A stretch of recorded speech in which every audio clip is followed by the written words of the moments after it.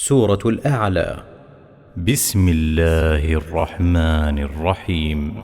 سبح اسم ربك الأعلى الذي خلق فسوى والذي قدر فهدى والذي أخرج المرعى فجعله غثاء أحوى سنقرئك فلا تنسى إلا ما شاء الله إنه يعلم الجهر وما يخفى ونيسرك لليسرى فذكر إن نفعت الذكرى سيذكر من يخشى ويتجنبها الأشقى الذي يصلى النار الكبرى ثم لا يموت فيها ولا يحيا قد أفلح من تزكى وذكر اسم ربه فصلى